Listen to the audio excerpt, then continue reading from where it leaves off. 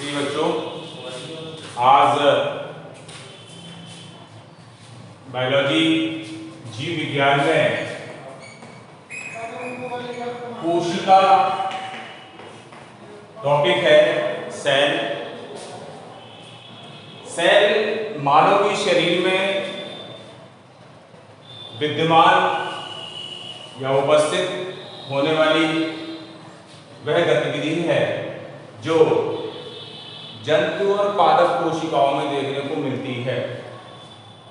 और कोशिका की जो इकाई के रूप में, जैसा कि इसको दो भागों में बांटा गया, जंतु कोशिका और पादप कोशिका, ये दोनों कोशिका अलग अलग भागों में देखने को मिलती है। जंतु कोशिका सामान्यतः ओवल स्ट्रक्चर, एक कहना चाहिए ओवल स्ट्रक्चर, गोल आकृति, अंडे की आकृति की संरचना ओवल स्ट्रक्चर के रूप में उपस्थित होती है। जबकि पादप कोशिका में ये संरचना हेक्सागोनल के रूप में उपस्थित होती है। हेक्सागोनल के रूप में उपस्थित होती है और इसमें बाहरी सतह एक सेकंड आवरण के द्वारा ढकी रहती है, जिससे कोशिका सुरक्षित रहती है। यही स्थिति जंतु कोशिका में है, यही स्थिति पादप कोशिका में है। जबकि जंतु कोशिका की खोज रॉबर्ट ब्राउन ने की थी और इसमें ये जो भाग देख रहे हैं आप, ये माइटोकॉन्ड्रिया,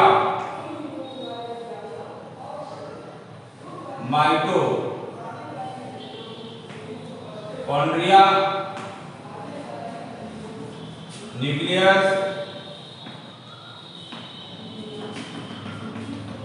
कोशिका द्रव भरा रहता है इस पर, और एक है सेल मेम्ब्रेन के द्वारा ढकी हुई संरचना। साथ में उसी तरह सेल वॉल, पादप कोशिका में देखते हैं सेल वॉल, और साथ में वैक्यूल, जिसे हम कहते हैं राजधानी या वैक्यूल, रिक्तिका के रूप में उपस्थित होती है। वैक्यूल रिक्तिका कहलाती है। सेल वॉल इसकी बाहरी सतह को पूर्णतः सुरक्षित सहायता प्रदान करती है और इसमें सेल मेम्ब्रेन सेल से भरा रहता है। साथ ही ये कोशिका को मजबूती प्रदान करती है। और सामान्यतः सभी स्थितियों में ये देखा गया कि जितने भी जंतु कोशिका और पादप कोशिका हैं, उसके कुछ न कुछ विशेष कोशिकांग होते हैं। ये कोशिकांग के रूप में केंद्रक द्रव,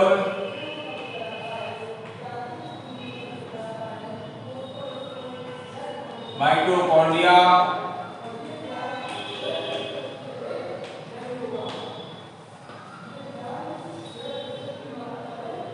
अंतःप्रदर्शी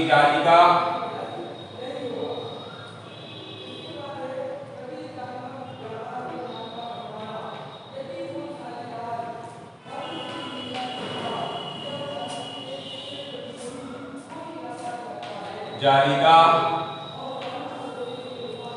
राइबोसोम्स,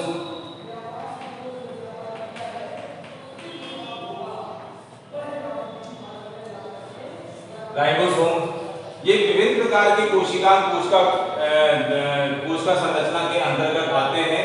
कोशिका की संरचना में जब हम पहले सामान्य तौर पर जब बात करते हैं, जंतु और वनस्पति पादप कोशिकाओं में ये भिन्नता देखने को मिलती है। केंद्रक के रूप में वस्तु संरचना होती है और इसमें एक वॉल स्ट्रक्चर संरचना देखने को मिलती है जो कोशिका केंद्रक को कवर करती है। दोनों सिरों पर डबल लेयर के द्वारा जुड़ी हुई संरचना,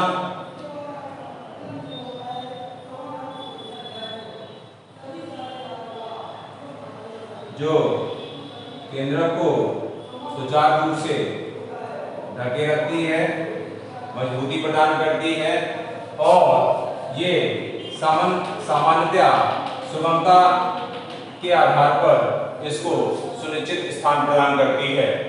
और जब हम कोशिका में कोशिका द्रव, केंद्रक द्रव, केंद्रक के भरा हुआ केंद्रक द्रव, माइटोकॉन्ड्रिया की बात करते हैं तो माइटोकॉन्ड्रिया को कोशिका का पावर हाउस कहते हैं। माइटोकॉन्ड्रिया कोशिका का पावर हाउस होता है। माइटोकॉन्ड्रिया कोशिका का powerhouse, power of cells, power of cells, कोशिका का पावर हाउस, कोशिका का पावर हाउस के रूप में विद्यमान क्रिया होती है। और माइटोकॉन्ड्रिया सामान्यतः एक, जैसा कि आप इसमें चित्र में देख रहे हैं, उपस्थित विद्यमान है। और उसी प्रकार अंतःप्रदर्भी जालिका, अंतःप्रदर्भी जालिका जिसे कहते हैं एंडोप्लाज्मिक रेटिकुलम, एंडोप्लाज्मिक रेटिकुलम, ये सामान्यतः केंद्रक से जुड़ी हुई संरचना या केंद्रिका से एक अंतरस्पर्श जुड़ी संरचना होती है, जिसे दो प्रकार से विभाजित करते हैं, दो भागों में बांटते हैं, जिसे एंडोप्लाज्मिक रेटिकुलम रफ और दूसरी है smooth. Endoplasmic ER, endoplasmic ER, ये दोनों सरफेस लेयर पर जुड़ी हुई संरचना होती है। और इसमें सामान्यतः ये देखा गया कि जो राइबोसोम्स है, ये राइबोसोम्स इसकी सतह पर जुड़ी हुई संरचना होती है और इनकी संख्या कई, यानी कि हम कह सकते हैं अनगिनत संख्या के रूप में उपस्थित संरचना होती है। और सामान्यतः ये देखा गया, जैसे कि आप ये देख रहे हैं सर्किल लेयर पर इसकी संरचना देखने को सामने आती है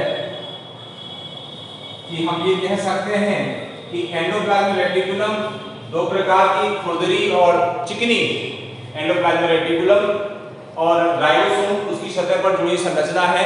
राइबोसोम्स में कह सकते हैं कि दो इकाइयों के रूप में कार्य करने वाली संरचना है, जिसमें दो यूनिट मिलकर के एक राइबोसोम का निर्माण करता है। और लार्ज यूनिट और स्मॉल यूनिट, स्मॉल यूनिट और लार्ज यूनिट को मिलाकर के एक राइबोसोम्स की संरचना का निर्माण होता है। ये संरचना सामान्यतः सभी एंडोप्लाज्मिक रेटिकुलम की सतह पर जुड़ी हुई संरचना होती है और इनकी इकाई यूनिट के रूप में उपस्थित होती है। सामान्यतः और भी बात आती है राइबोसोम, अंतःप्रदर्भी जालिका, माइटोकॉन्ड्रिया, केंद्रक द्रव, केंद्रक और केंद्रिका, और साथ ही साथ इसमें अगली संरचना के रूप में जो देखा गया है वो रिक्तिकाएं भी होती हैं। रिक्तिका देख रहे हैं आप, एक खोखली संरचना के रूप में जिसमें कोशिका रस वगैरह भरा होता है। ये कोशिका रस एक लेयर के द्वारा ढकी हुई संरचना है। इस मेम्ब्रेन में सामान्यतः ये देखा गया कि कोशिका भित्ति से जो जल की क्रिया है, जो बाहर के जल के अणु हैं, वो सामान्यतः उस पादप कोशिका में अंदर की ओर ज्यादा प्रवेश न कर सकें और ये स्थिति सामान्यतः बनी रहे। और इस आधार पर ये संरचना देखने को मिलती है और सभी अपनी अपनी संरचना को आधार पर एक स्थिर बिंदु बना देते हैं। सामान्यतः कोशिका की संरचना में विभिन्न प्रकार के कोशिकांग परीक्षा की दृष्टि से महत्वपूर्ण रहते हैं। ये हमेशा कोशिकांग परीक्षा में, बोर्ड परीक्षा में आने वाले क्वेश्चंस के रूप में रहते हैं। और सामान्यतः सभी दृष्टिकोण से देखा गया कि माइटोकॉन्ड्रिया, एंडोप्लाज्मिक रेटिकुलम और गोल्गी बॉडी, गोल्गी काय, ये गोल्गी काय ये भी एक कोशिकांग है जिसे कह सकते हैं आत्महत्या की थैली के रूप में कार्य करने वाली संरचना। और ये एक विशेष प्रकार का कोशिकांग है जो गोल्गी काय के रूप में होता है। इतना बच्चों आपको ध्यान देना है कि इसके चित्र और फिगर अपने नोटबुक पर बना लें और इसको समय समय पर अपना देखते रहें ताकि आपको पूर्णतः क्लास मिलती रहेगी। और इसको बनाइए और घर पर इसका अभ्यास भी करते रहिए। Thank you. और इसके बाद गृह कार्य में यही है कि आपको इन सभी कोशिकाओं को, जैसा कि आपने 11th में भी यही बात पढ़ी है, 11th में आपने ये भी देखा गया है, इसमें जो है सामान्यतः जितने भी कोशिकांग हैं इनकी चर्चा पहले भी की गई है।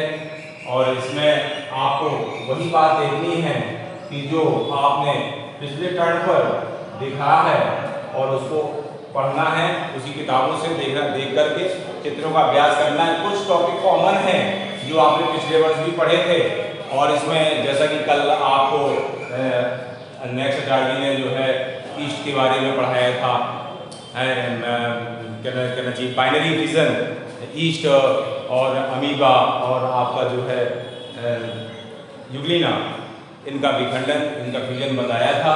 और सामान्यतः ये बात देखनी है कि आपको इसमें सेल से संबंधित जितने भी कोशिकांग हैं उनके अलग अलग फिगर ड्रा करके उनकी कार्य संरचना और उनकी आकृति कैसी है और उनका परिमाप कैसा है, और साथ ही साथ उनके जो है विशेषताओं के बारे में अध्ययन करना है।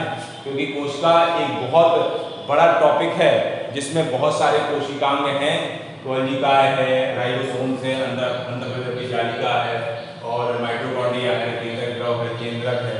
तो विभिन्न प्रकार की क्रियाओं के बारे में आपको पढ़ना है, जिससे हम एंडोप्लाज्मिक रेटिकुलम भी कहते हैं। Endoplasmic reticulum, endoplasmic reticulum